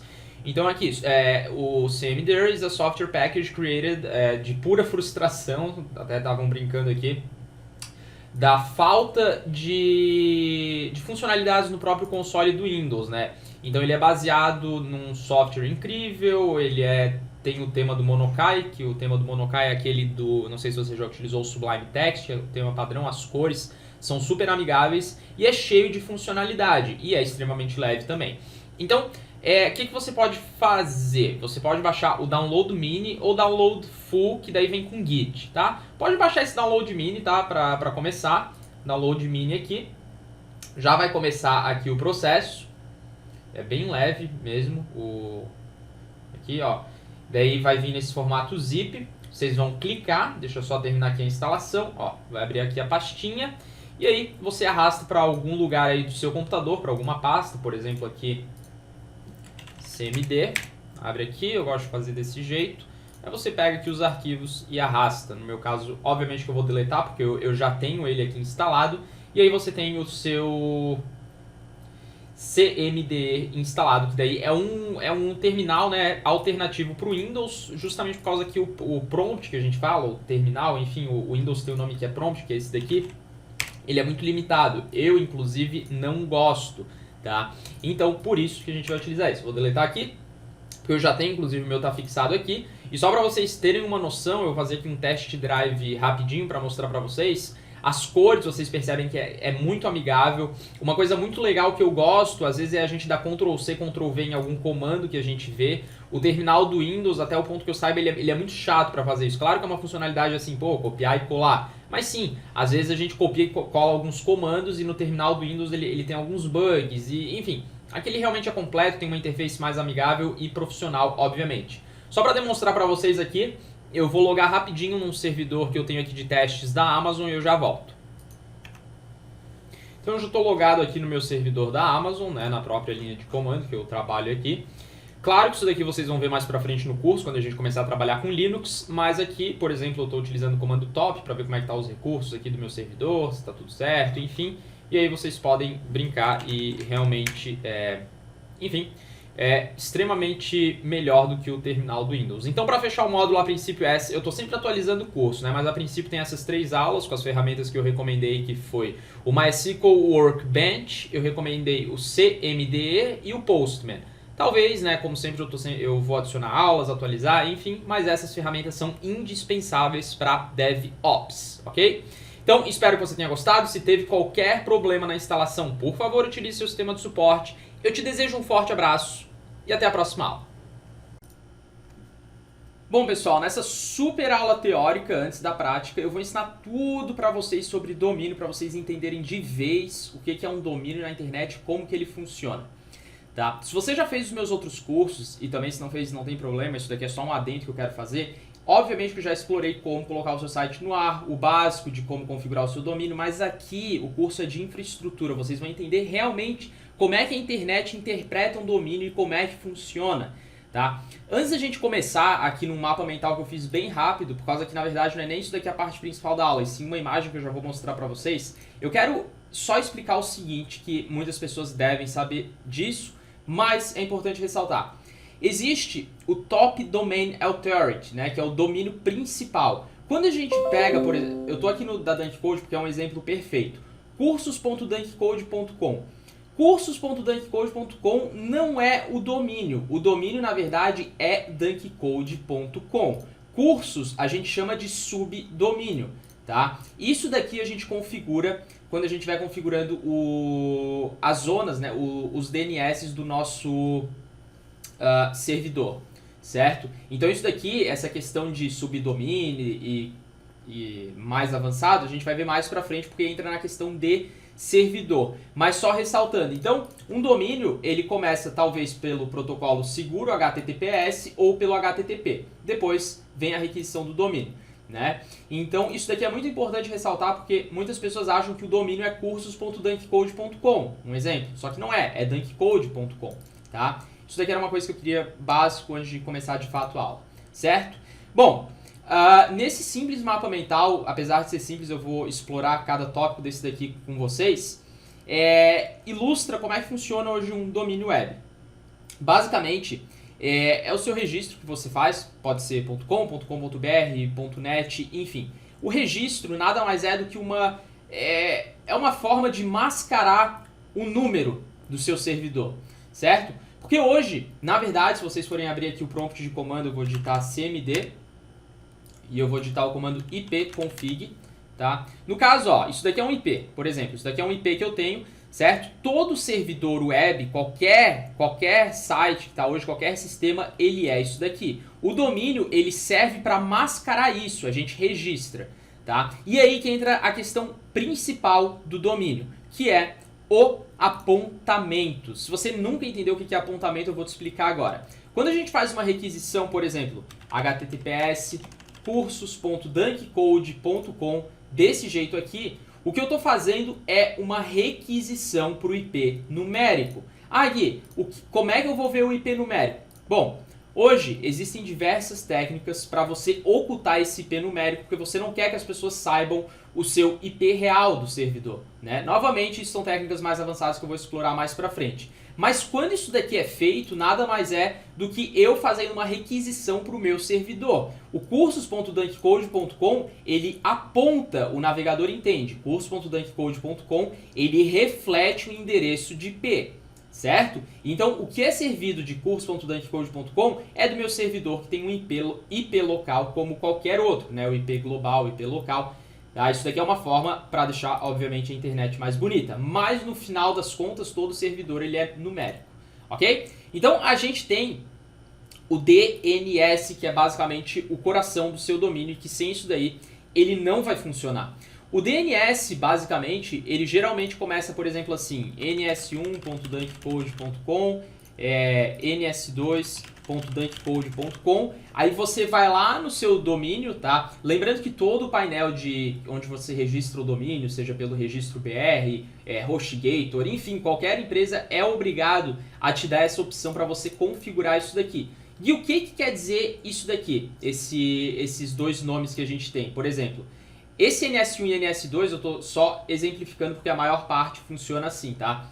Quando você coloca isso daqui no seu domínio e o navegador, a partir do momento que tentar acessar o domínio, ele vai falar assim, pera, esse domínio aqui, né, o navegador ele tem o sistema próprio deles para verificar as zonas do domínio, ele vai ver, ó, esse domínio ele está associado com esses dois name servers, que é o que a gente fala, né, NS aqui é name servers. A partir quando isso daqui acontece, ele vai pro servidor, tá? Eu vou mostrar a imagem já para vocês entenderem. E ali no servidor, ele vai entender que a requisição está sendo feita e vai servir o conteúdo do site. Então, na verdade, o registro sem o name server, na verdade, isso daqui ainda não é o DNS, é os name servers, tá? Os name servers, sem eles o domínio não existe, por causa que daí o domínio ele vai ficar vazio. Ele precisa desses name servers aqui, inclusive isso daqui a gente vai ver na próxima aula na prática, tá? Não se preocupem. Com isso daqui, ele vai para o servidor e vai servir o conteúdo, justamente porque o navegador, ele entende que o registro do domínio, por exemplo, Dunkcode ou curso.dunkcode.com, tá tudo fazendo referência para esses name servers. Sendo assim, os name servers apontam para o nosso IP numérico e ali é servido o conteúdo, tá? Beleza, isso daqui não é a melhor maneira, por isso que eu peguei uma imagem da internet aqui para mostrar para vocês, para entender melhor. Então vamos fechar esse mapa mental aqui, porque creio que já tenha dado uma clareada na cabeça de vocês. Vamos para a imagem aqui que eu peguei, beleza? Eu estou aqui com o Paint.net, que é o software de edição gráfica que eu uso. Vamos lá, essa daqui foi a melhor imagem que eu achei, justamente por causa que é sensacional, por causa que mostra de fato como é que o navegador entende quando a gente faz uma requisição. Tá em inglês, não se preocupem que eu vou traduzir aqui para vocês e mostrar a lógica. Começando, a gente digita o domínio no nosso navegador, ok? Começa por aí. User enters URL into the browser. Beleza, gente? Está entrando ali no domínio, curso.dankcode.com. Browsers check local cache. O navegador vai verificar se esse domínio alguma vez já foi escrito ali para ver se tem alguma informação referente ao servidor. Se existir, não tem necessidade de passar por todo esse processo justamente para ser mais rápido. Então, encontrou um cache, o navegador abre uma seção com o servidor de origem, aí entra toda a lógica aqui, o servidor de origem manda o conteúdo que está lá, né, do site, e o navegador abre o site. Tá? Você percebe que essa etapa aqui ela é simples. Ela é simples justamente porque... Deixa eu pegar aqui a minha... Cadê a minha linha aqui? Ó.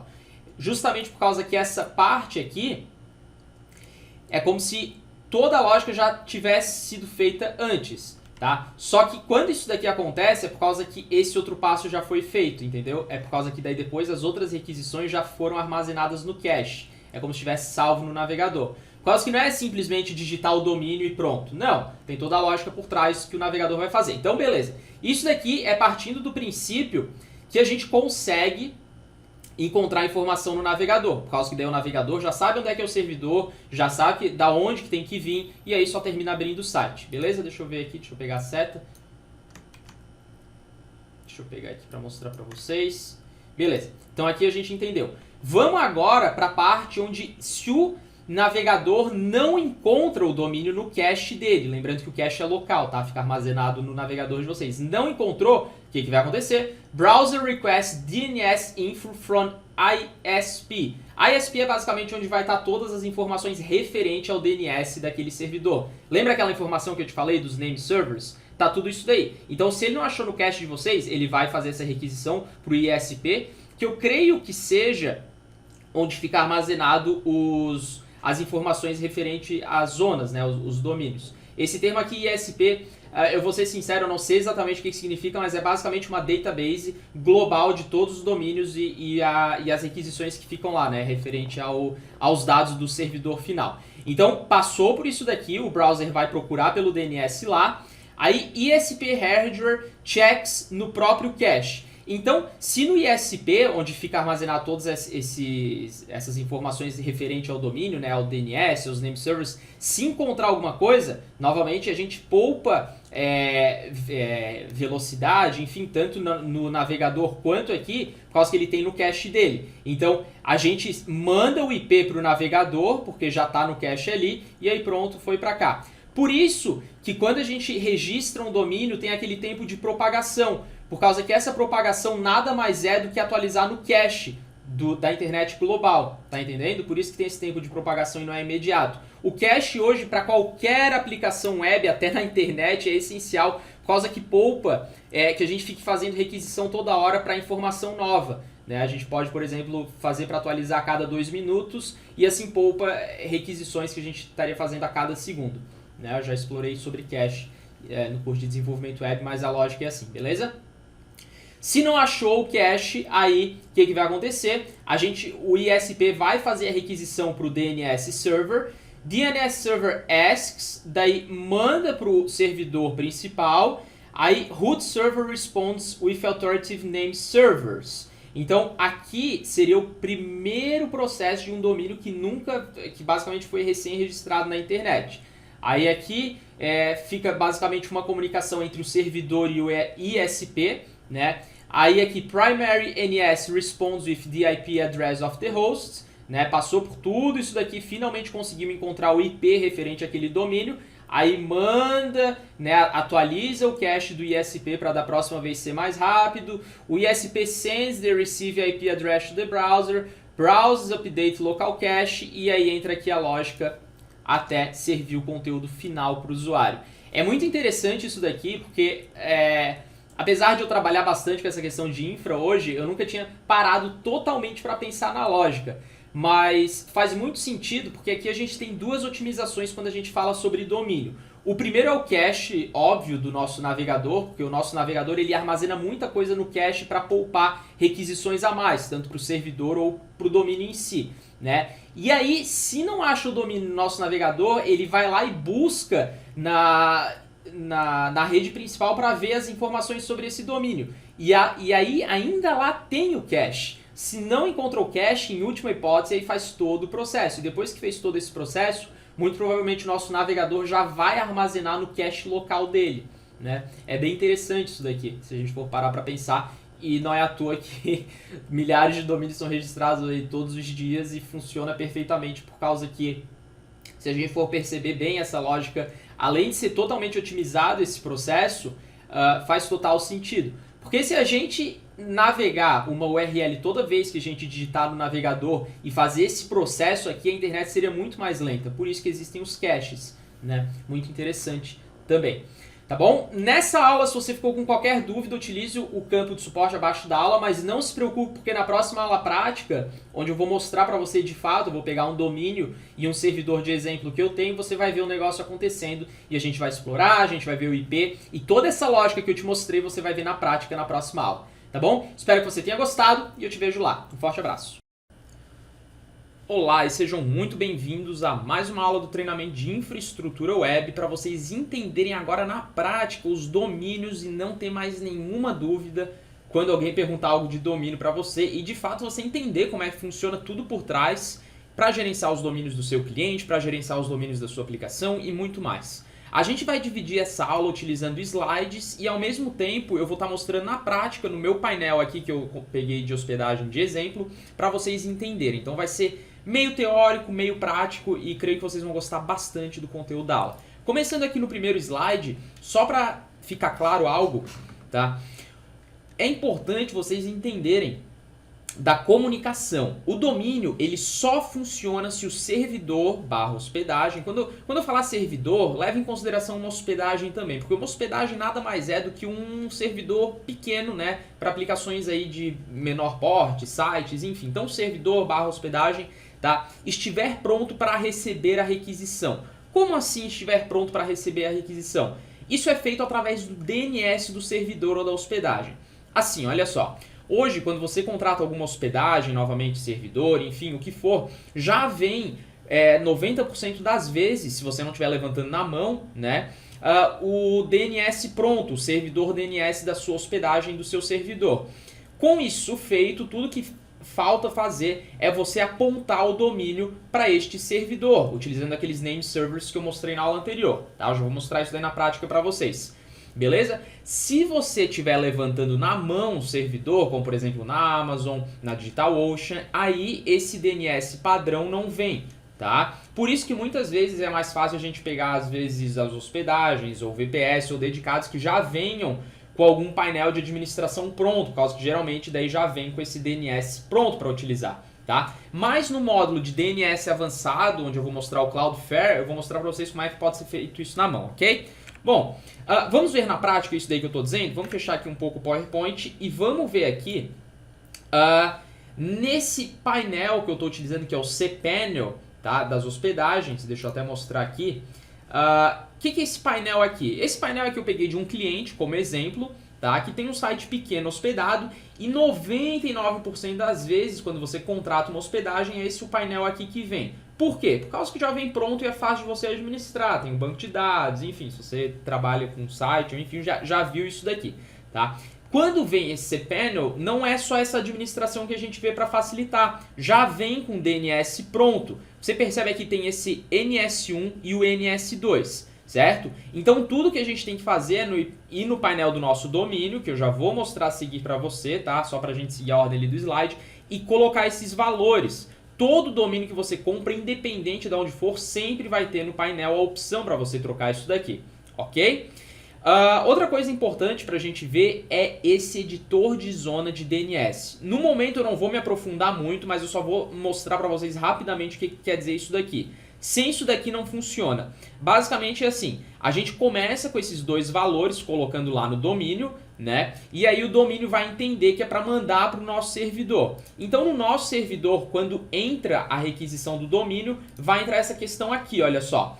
Vai entender que a requisição que está sendo feita, por exemplo, por esse domínio, esse site que eu estou mostrando para vocês, vai entender, ó, tá vindo desse domínio aqui. Então, beleza, já tá configurado aqui no meu servidor nas minhas zonas. Então, o conteúdo tem que vir do nosso IP que é desse servidor aqui. Então, não se preocupem com esses outros valores aqui, tá? Por causa que, novamente, eu vou explorar com vocês. O que eu estou mostrando é esse daqui que está em primeiro, inclusive, porque ele é o mais importante. Porque quando a requisição é feita aqui no nosso navegador, por exemplo, vai entender que está vindo para o servidor, ó, tá beleza, tá vindo rmveiculosespeciais.com, o que a gente tem que fazer com esse domínio? A gente tem que puxar o conteúdo do 192.185.217.23, que é esse próprio servidor aqui, que é onde vai estar o conteúdo do nosso site. Entendeu mais ou menos como é que funciona? Beleza. Se a gente voltar aqui para o slide, a gente está vendo aqui o cPanel, que eu acabei de mostrar para vocês. Então aqui no caso, vamos usar o painel utilizado hoje pela maioria das hospedagens, como por exemplo, que foi o que eu acabei de mostrar para vocês. E o princípio é o mesmo para qualquer aplicação web, pessoal. Eu só utilizei o cPanel ali com vocês, pois a interface gráfica ela é mais amigável e fácil de se entender. Certo? Ah, o Facebook funciona assim? Qualquer aplicação web para se comunicar hoje com um domínio e o servidor é assim. Eu só mostrei no cPanel porque é mais fácil ali de entender, certo? Beleza, então. E onde configuramos o domínio? Agora vamos lá para o nosso painel. No meu caso, todos os meus domínios que eu tenho registrado hoje estão na HostGator. Perdão, pessoal. Por que está na HostGator, Gui? Por causa que quando eu comecei a registrar os meus sites lá, eu deixava na HostGator. Então vocês vão ver que aqui a maior parte, eu tenho domínios também em outros lugares, mas 90% aqui na HostGator. Então, o que acontece? Beleza, tá na HostGator, mas não tem nada a ver o domínio tá aqui e o servidor tem que estar na HostGator também. Não, tem aplicações minhas que o domínio tá na HostGator, mas eu mando para outro lugar. Por onde? Justamente alterando o DNS. Vamos pegar aqui, por exemplo, desse próprio RM Veículos Especiais que eu mostrei para vocês, ó, alterar DNS. No caso, quando eu contratei esse plano aqui da HostGator, vinha domínio e a hospedagem. Então, no caso, já veio configurado isso daqui, olha só, esses valores aqui pra gente que seria para onde modificar. No meu caso aqui, eu acho que eu nem consigo modificar porque a HostGator já sabe que tá aqui o plano, então não me dá a opção de modificar. Ó, isso daqui é o que a gente altera quando você vai... no caso eu consigo modificar aqui outro DNS se eu quisesse. Se eu quisesse, por exemplo, colocar em outro servidor. Mas no caso aqui, ó, a HostGator já sabe que eu tô aqui, então deixa aqui, tá? Beleza, então esses os valores que a gente teria que trocar. Da onde é que tá vindo esse NS236 e NS237? Aqui, olha só, se eu for na home, vocês vão perceber que tá aqui, ó, 236 e 237, que é o que a gente precisa alterar lá, entendeu? Vamos pegar, por exemplo, aqui... Por exemplo, outra página que eu tenho aqui que é vamos ver aqui, vamos pegar de uma página do pacote Full Stack, por exemplo, alterar DNS. Olha só, o pacote Full Stack, ele não necessariamente está na HostGator, eu estou apontando ele para Cloudflare, que é outra forma de gerenciar seus DNS. Então, no caso aqui, estou apontando para lá, vai para o servidor, vai resolver com os DNS que eu te mostrei e vai, no caso, apontar para o lugar correto da onde está a minha aplicação. Então é basicamente assim, não tem segredo, independente do tamanho da sua aplicação, a lógica é a mesma. O problema hoje que o pessoal não consegue entender o que está acontecendo é justamente essa confusão que existe, por causa que o pessoal pensa assim, o que quer dizer um domínio apontar para o servidor? Porque não seria basicamente um domínio e um site, né, ser uma coisa só. Por causa que são coisas separadas. Para a internet funcionar da maneira correta, a gente precisa modificar o DNS a fim de apontar para o servidor correto, que é onde vai estar os arquivos, né? Onde é o servidor em si. Então, quando chega a requisição no servidor, o servidor já está configurado para entender. Ó, eu entrei agora aqui no pacote fullstack.com, então eu tenho que servir o conteúdo que está aqui dentro da hospedagem.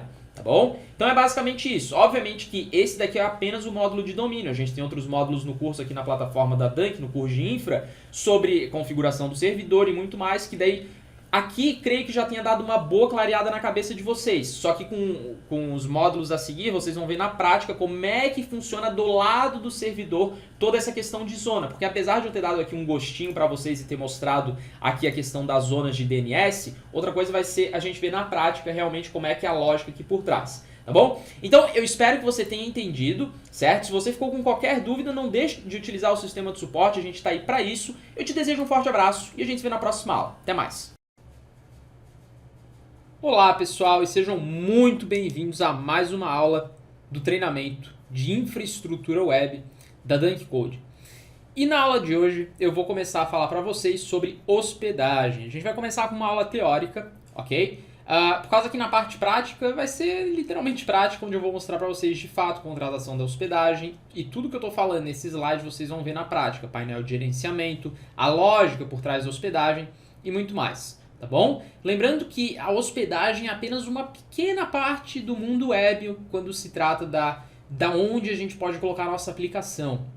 E quando eu falo aplicação, pessoal, pode ser desde um site, um sistema, um web app e por aí vai.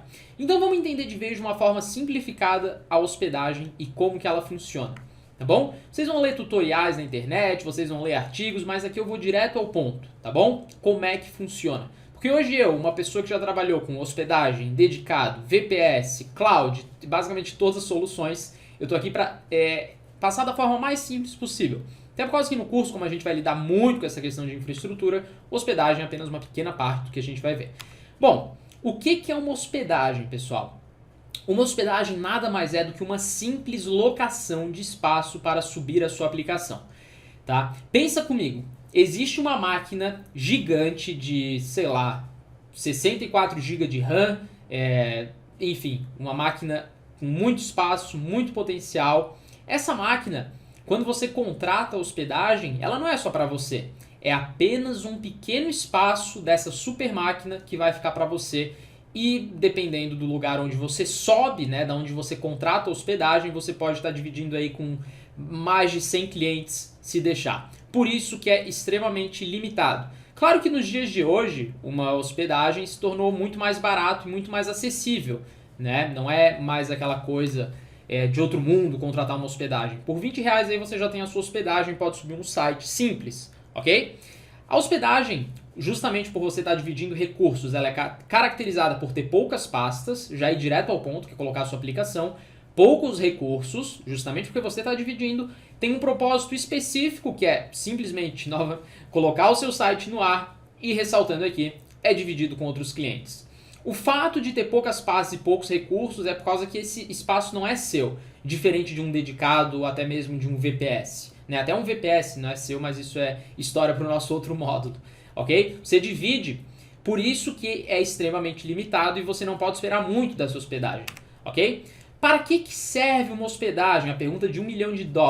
Bom, uma hospedagem hoje, o recomendado, tá, é para website simples. O que é website simples? Estáticos, ou seja, que não tem muita coisa dinâmica por trás. Geralmente um site aí com um pouquinho de PHP, né?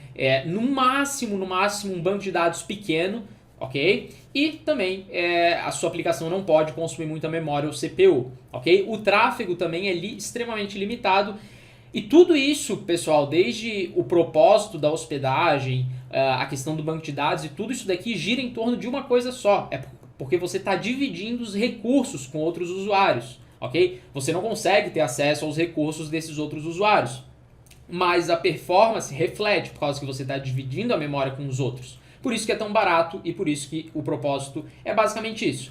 Eu vejo pessoas que às vezes colocam lojas virtuais, aplicações um pouco mais complexas, sei lá, um site de imobiliário e por aí vai. Ok, até iria servir, só que a partir do momento que começa a ter muito tráfego, aí vira um problema. Sim, você pode colocar na hospedagem uma loja virtual, você pode colocar um site mais complexo, quem sabe até uma EAD, mas o que acontece? Quando começar a ter muito tráfego, você vai ter problema. Você pode experimentar, mas vamos dizer assim, que se fizer sucesso a sua aplicação, você não pode ficar na hospedagem, até por causa que uma hospedagem é muito barata e não é para isso, ok? Mas hoje eu conheço pessoas que sim utilizam hospedagem para isso e não se preocupam com a performance, o que acaba estragando a experiência do usuário por lentidões e situações parecidas, ok? Hierarquia de uma hospedagem é caracterizada principalmente pela pasta public HTML, 99% dos casos esse é o diretório da onde vai ficar o seu site. E o legal é que numa hospedagem você pode criar quantos subdomínios você quiser. Então, você tem uma hospedagem que tem o seu site principal, você pode criar o subdomínio desse seu site principal, por exemplo, cursos.dunkcode.com é um subdomínio, dunkcode.com é o domínio principal, sistemas.dunkcode.com é outro domínio, e por aí vai. Por mais que só sirva para colocar aplicações simples numa hospedagem, não existe limite de subdomínio. Existe limite de domínio, obviamente, mas não de subdomínio. Tem como colocar domínios dentro da sua hospedagem, mas é um pouquinho mais avançado e não recomendo muito, tá? O ideal para isso seria você ter um VPS dedicado. Mas é basicamente assim que funciona. Public _ HTML é o nome do diretório que fica, é o Apache, né, que vem no Linux, supondo que a sua hospedagem seja Linux, que é o ideal.